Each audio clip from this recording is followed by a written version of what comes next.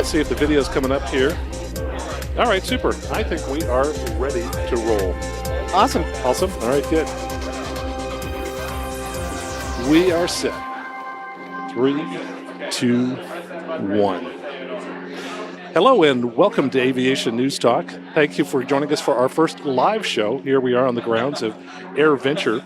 I'm your host, Max Trescott. I'm the 2008 National Flight Instructor of the Year. And these days I spend about 5-6 days a week teaching in the Cirrus in the San Francisco Bay Area. And also help folks who are buying or learning to get comfortable with their new Cirrus aircraft.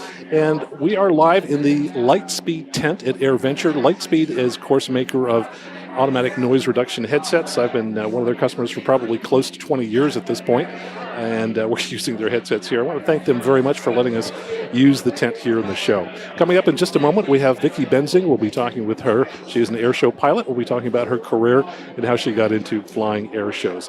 And then later in the hour, we have Jolie Lucas, who's a AOP, a writer, but also an airport advocate for one of my favorite airports in California, and we'll tell you what that airport is coming up in just a moment.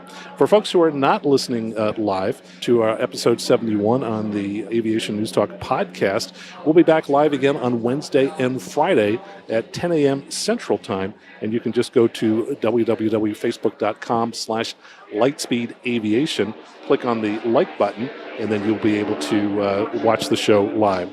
So let's see. I want to also say for Facebook listeners, feel free to go ahead and share the broadcast so that other people can see this live.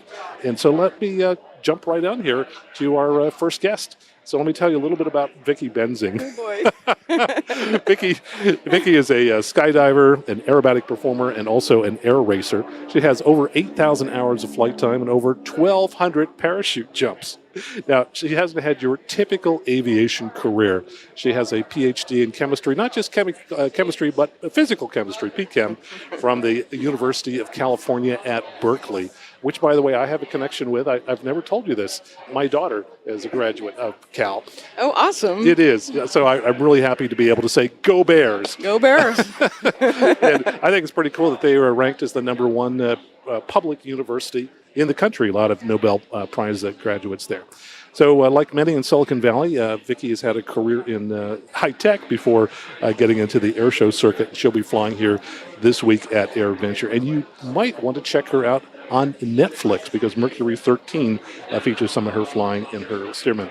So Vicky, welcome so much to the show. Thank you, Max. Thanks for inviting me. It is awesome to be here together with you. We are neighbors in California, but we rarely run into each other, so it's kind of fun to see you out here. We do run into each other occasionally. And sometimes it's random, which is kind of funny.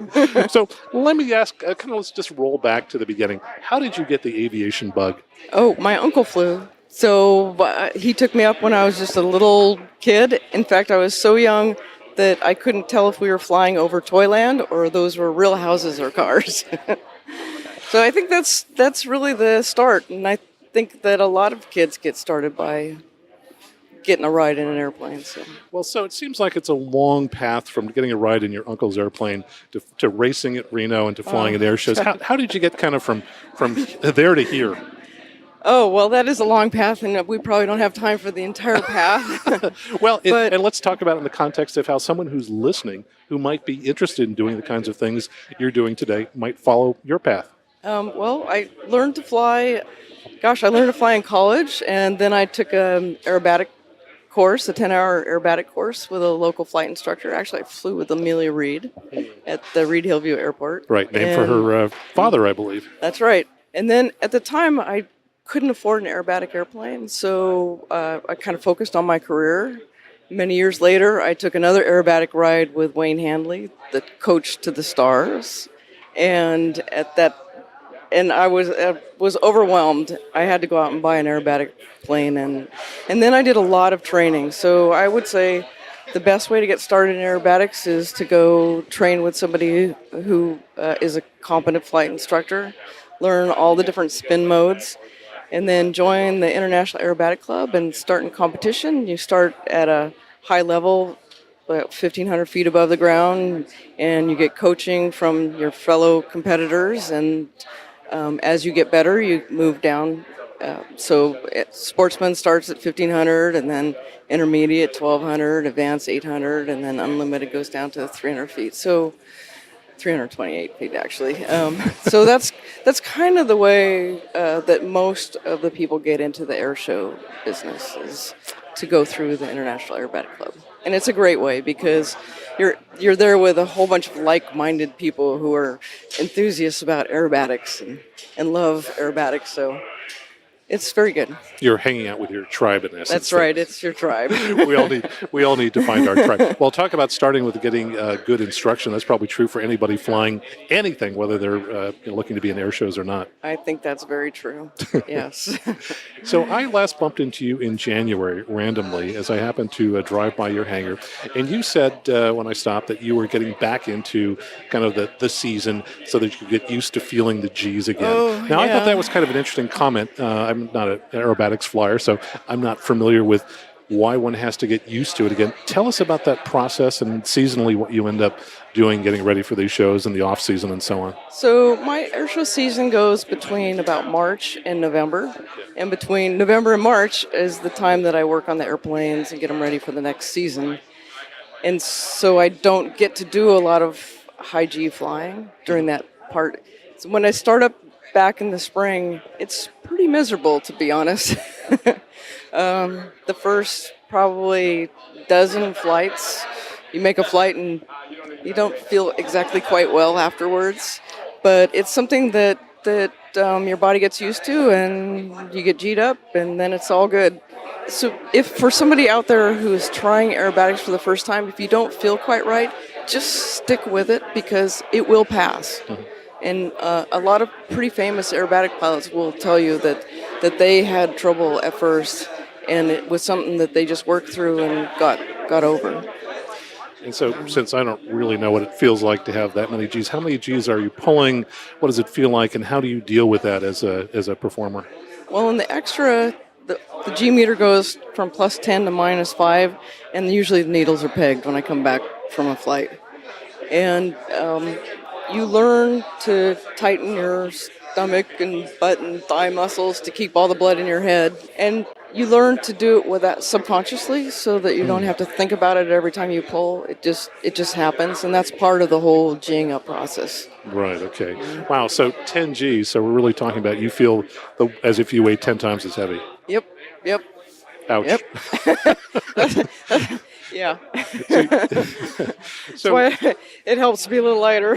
Yeah, indeed. You have an advantage there automatically, I guess. Yeah. So tell me about stick forces and things like that. What is that like? Is that kind of an athletic workout? Well, I fly two different airplanes. So I fly the Extra and I fly the Stearman. The Extra is very light on the controls, very light. It hardly takes any force to move the stick. In fact, flying straight and level is more of the challenge in that airplane. Really? It wants to roll. It's very nimble. It's a delight to fly. It's a delightful airplane to fly. I also fly the Stearman, and the stick forces in the Stearman are quite heavy. And the roll rate in the Stearman is so slow. In fact, one of my buddies told me it was 6 seconds to do a 360-degree roll. Holy cow. Well, I fly a 2-aileron Stearman, so it's very slow. The top wing wants to go straight while the bottom wing is being told to roll. Right. So it takes me 2 hands on the stick to get the stick all the way over to get it to roll at its max roll rate. So 6 seconds sounds like forever in a roll. It's forever in a roll, which is why on the up line, the best I could do is about a half a roll. Okay. Because I can only get about 3 seconds on an up line before I run out of forward motion. So by contrast, when you roll the Extra, how long does that take? Oh, I think it's like 420 degrees per second, or something. I mean, it's certainly less than a second to roll the airplane. Wow. Yeah, it's a big difference. So in order to roll out precisely, you're timing this within tiny fractions of a second. That's right, and that's why coming up the competition aerobatics route to air shows is such a good thing, because you really learn to be precise.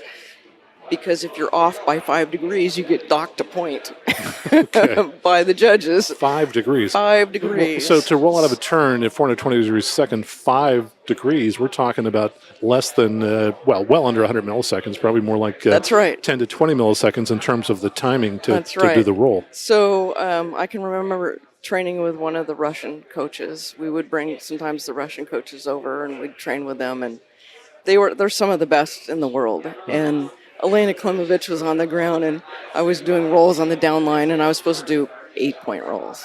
So that's hardly just bump the stick and back to get it to move an 8.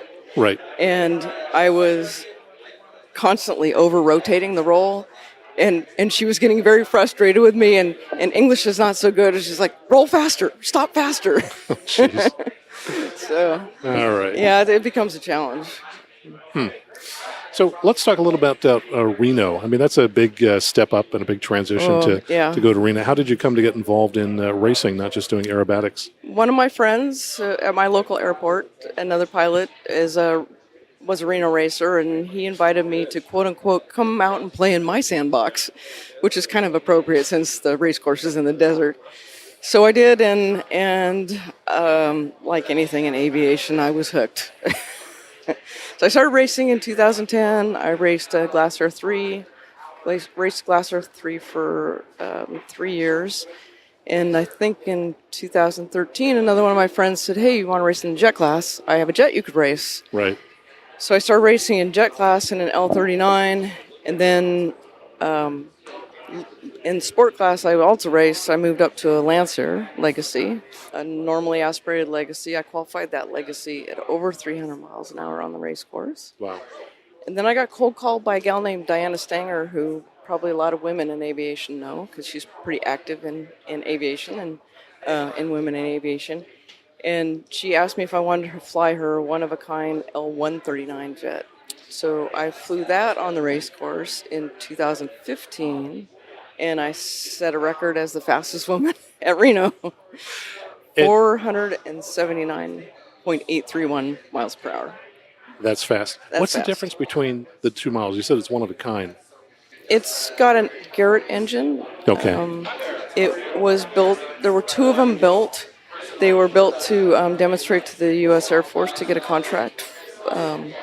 And they didn't get the contract, so they didn't build any more, but only one of the 2 of the aircraft is flying, and Diana owns it. It's gorgeous. It's been totally restored. It's absolutely gorgeous airplane. Right. Wow. Sounds fantastic. Yeah. So has anybody beat the record? Are you still the fastest woman? I'm the fastest woman. Wow. Which is excellent, because I know that the fastest man lives close to us. And I'm thinking of Alan Eustace, who dropped That's right. from the stratosphere down. And so, now his record is about 820 as he dropped in his hard shell environmental system from a balloon. So Alan's been working on a pretty interesting project. I went over to look at it. It's here at AirVenture. I didn't realize it's called the Opener. Okay. It's a vertical takeoff and landing aircraft. Interesting. It takes 36 inches to take off.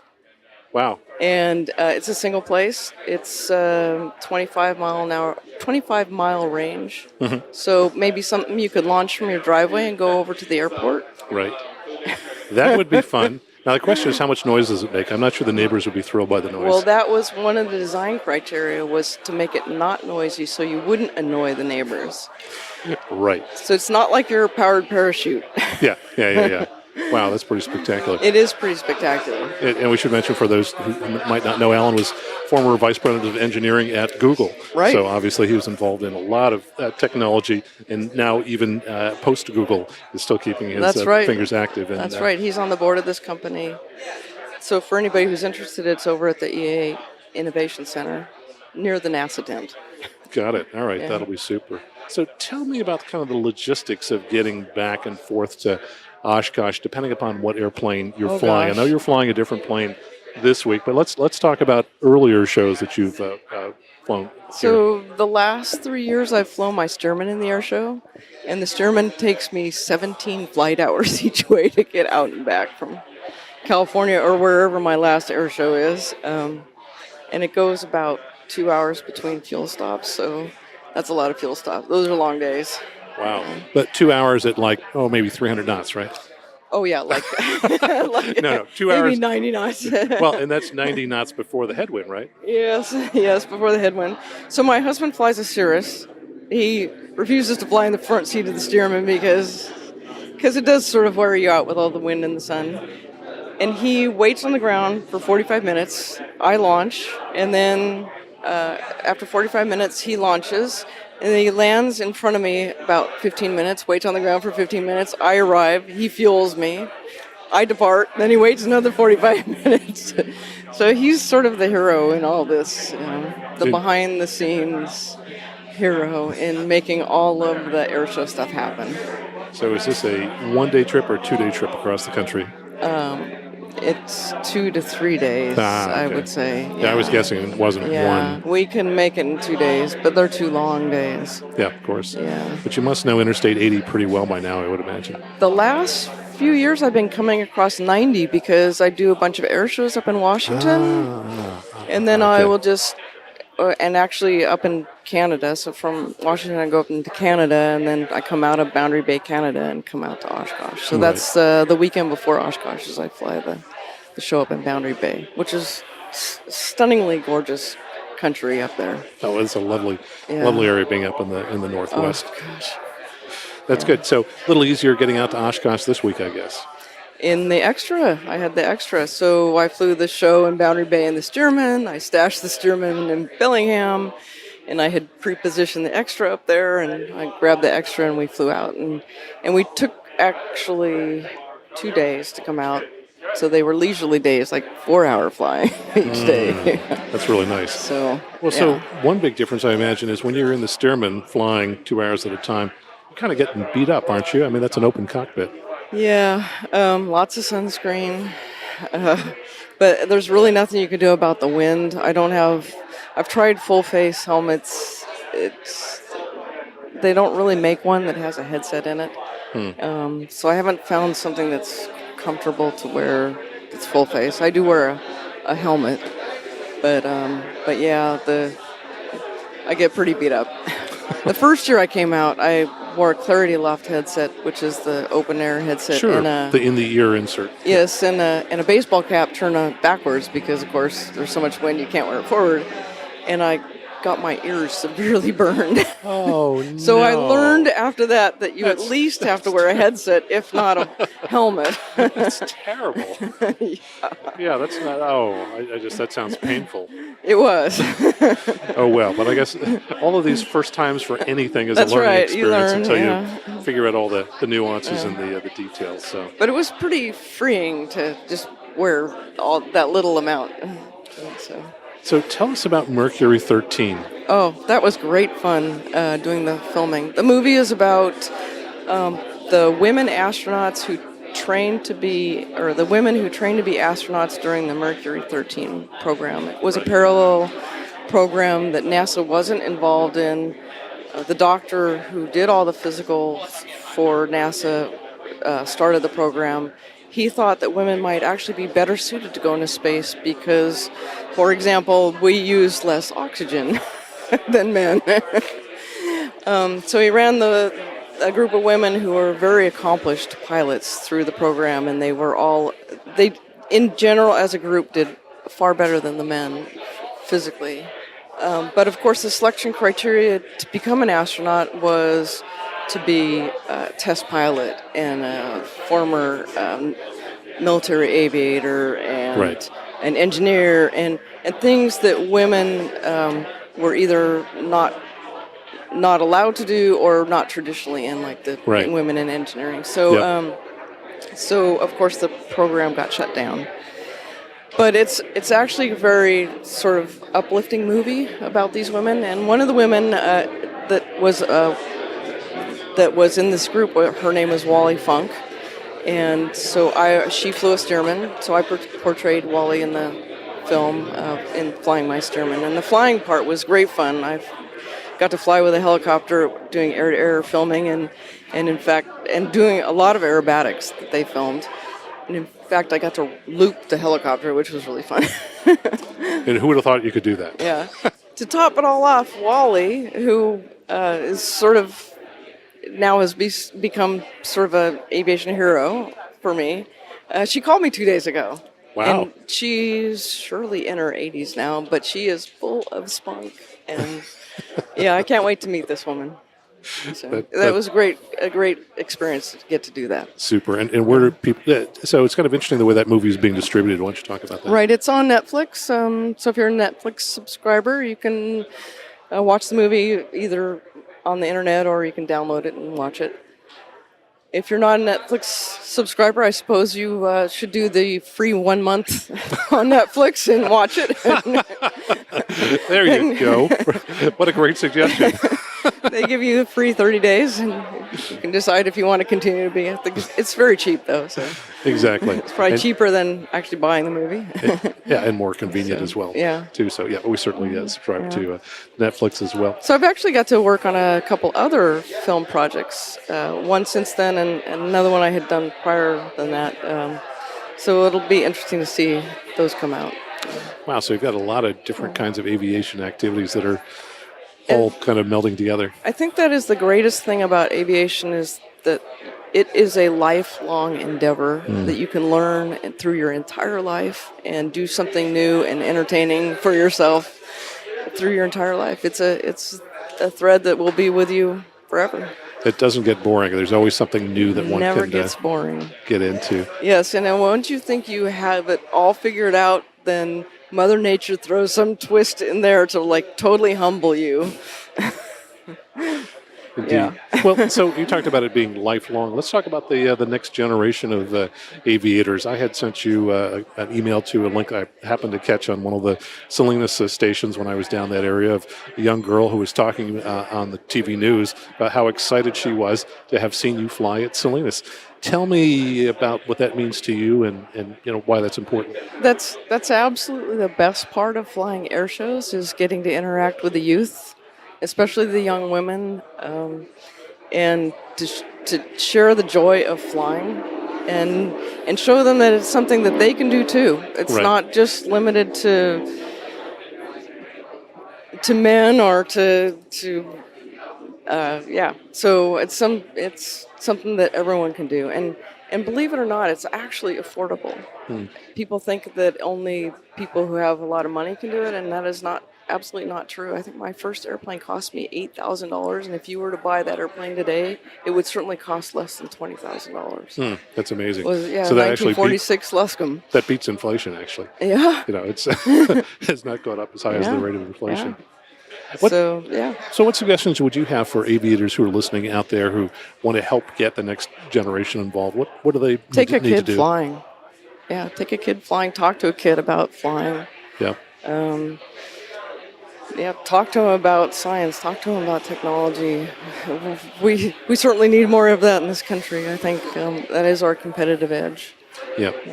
Definitely. And I was just thinking, you and I both have technology-type backgrounds and found our way into aviation and kind of recognize how incredibly valuable it is to encourage people to study the math, even if it seems a little bit hard, and study the science. And make it fun. Well, it's actually been fun for me since day one. Yes, me too. But sometimes kids don't realize how fun it can be. Yeah. And if you give them fun problems, and usually kids just want to please or show off to you, right? So ask them a question that they have to go figure out, and make it fun. So I have to ask, I certainly think back as a youth when I was playing with electronics. Were you blowing up stuff with a chemical set when you were in high school? Or? I wasn't, but most of the guys that come into chemistry are the ones that blow stuff up. But we knew how to make all kinds of stuff and do all kinds of nasty pranks, like the silver nitrate on the toilet seat and stuff like that. I hadn't heard that one, but I think I know the reaction. Yeah, sodium in the toilet bowl.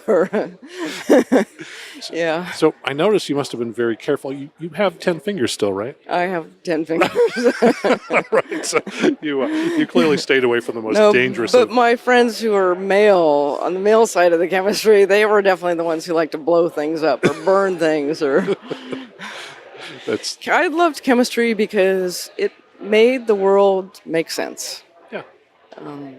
when they explained how all the periodic table worked, it just and the number of electrons and why certain atoms went with other atoms and formed bonds, and it just the whole world began to make sense. And I think it's true about physics too. It's Right. like once you learn like the mathematics and sort of the language of physics, all of a sudden you start to see the world in a different way. Isn't it fun to have at least one part of our lives that seems rational and structured and sane?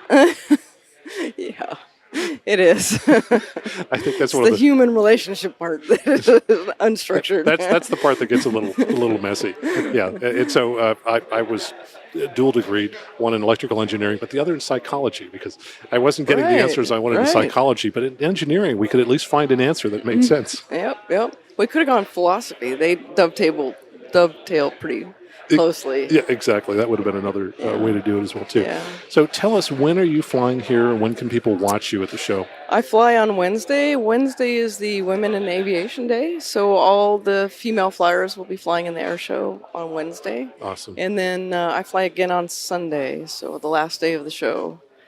For those that are the diehards here at the show, we'll be sticking it out. That's great. So the air show starts around 2:00, and you'll be flying about. That's right. I think the air show starts at 2:30 every day. They close the airport. And when are you? Are you early, middle, late? We won't know. Oh, really? Yes, we never know until, in fact, the schedule always gets sort of massaged and tweaked until the briefing. Wow. So and this is typical of every air show you fly, is you don't know when you fly until the day of the briefing, and at the briefing they hand out the schedule, and even then it can change real time in the briefing. That's interesting. So they change things to adjust for weather and wind and all kinds of things. Yeah, and to make it flow smoothly, Right. depending on if axe or ground starts or air starts or if there's jumpers So they massage it to make it flow. That's fantastic. That's really awesome. Well, where do people go to find out more? So a lot of people, unfortunately, can't be here at the show and can't see Right. you. But where can they go online to find out more about you and your activities? Well, they can go on my website at vickybenzing.com. So there's my schedule and a little bit about me and some photographs and links to videos there. And if they're interested in the racing, they can go to the Sport Class Air Racing website or the Racing Jets Incorporated website. Got it. And go ahead and spell Vicky Benzing for everybody. Oh, okay. Yes, I spell it with a Y. So my mother wanted me to spell it with an I, but I was very stubborn when I was a little kid. So it's VICKY BENZING .com. All right. That's great. And thanks so much for coming out and talking with us You're today. quite welcome, Max. I hope you It's have great an to be here. incredible show. I'll be looking for you on Wednesday. Thank you. Thanks for joining us here at Aviation News Talk. Thank you, Max. So, see you soon. Okay, bye. Bye-bye. All right, so we'll just take a quick break here, and then we'll set up, so I'll be right back here. And when we recorded our live interview, we were a little constrained for time because we had a couple of back-to-back interviews, and afterwards, Vicky said, there's one more thing I wanted to mention, and so I've got her on the line right now. Vicky, welcome back. Oh, thank you for having me back, Max.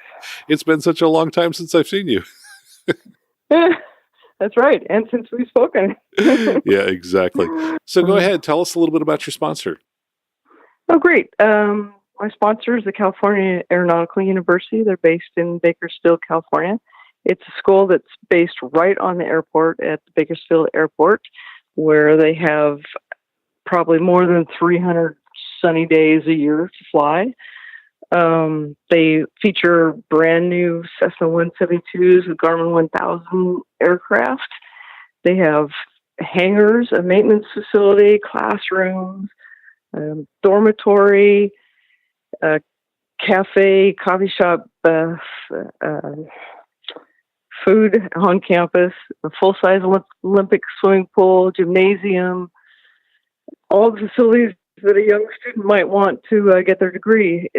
The program that they run is a 4-year program that the students can complete in 3 years. The way that they do that is they go all year round. So they go through the summer. They get all of their flying ratings within the first 18 months of their enrollment. And then they begin flight instructing for the second 18 months while they're finishing up their coursework for the degree. So it's a 4-year degree. And when they graduate, the airlines are waiting for them to snap them up when they come out. there aren't very many places where a young person can go to college and step right out into a full-time job, but this is one of them. The industry, in fact, I think it was Boeing that just came out with a report today that said that over the next 20 years or so, they're going to be needing something like 790,000 pilots. So it's a really good time to be in the industry, get a pilot's license, and good time to get a job in this industry. Well, great. And where does one find out more information about California Aeronautical University? You can find out on their website at calaero.edu. So visit their website and you'll see their FAA Part 141 approved training facility, and a good place to go to school. Excellent. So, quick question: how's the weather look for tomorrow? Weather looks pretty good. They were forecasting possibly some thunderstorms in the afternoon, but I'm hoping that they'll hold off until the evening time. And well, actually, I hope they hold off till after the night show. But I think it should be good. We're not too worried. That's excellent. Well, good luck to you, and fly well tomorrow. Thank you, Max. Thanks again. Great to talk to you. Okay, great to talk to you too. So this is late Wednesday night, and the rain held off for the air show in the afternoon. I was there in the evening and was going to be watching the night air show, and just as it was about to start, it started raining, and we could see lightning just to the north, which was moving in our direction. So everybody headed out for the parking lot, and we had the most amazing parking lot jam, as about 20,000 people all simultaneously trying to leave the AirVenture site. Now, there was a pass of the KC-135 flew overhead just before the weather moved in, and the B-1 departed with a large amount of flame coming out from the rear of that aircraft. And here, just at about 11 o'clock at night, comes a tweet from EAA. It says, important update, tonight's canceled night air show has been moved to Thursday night. Same air show and fireworks, but no rain. See you tomorrow night. So if you're going to be in Oshkosh on Thursday, you can still see the night air show that was canceled this evening. And if you're going to be at AirVenture on Friday, come on by for the final live show that we'll be doing of Aviation News Talk, broadcasting from the Lightspeed tent, which is down near Exhibit Hall B. At 10 a.m., I'll be interviewing Aaron Fitzgerald. He is the latest addition to the Red Bull team, and he flies aerobatics in a helicopter. That should be a really fun interview. And if you'd like to listen to the interview live, go ahead and go to facebook.com/Max Trescott or facebook.com/Lightspeed Aviation, and we'll be live streaming the interview there. Well, thanks so much for listening to the first live show. And if you think that someday you might be buying a new or slightly used Cirrus, please contact me today so I can help arrange a free demo flight for you if you're thinking about a new Cirrus, and help you understand the many factors, not all of which are obvious, in buying a new versus a slightly used Cirrus. I specialize in Cirrus and work with people literally around the world. And finally, if I could ask just one little favor, please take a moment to think about one or two people you know who you think might enjoy the show, if only they knew about it. Then later today, contact them and tell them about the show, because that's the way most people find out about this podcast, because someone like you took a moment to tell them about the show. And if they're not familiar with what our podcast is, just send them to the Apple App Store to download our dedicated Aviation News Talk podcast app, or the Google Play Store to get the Android version. Until next time, fly safely, have fun, and keep the blue side up.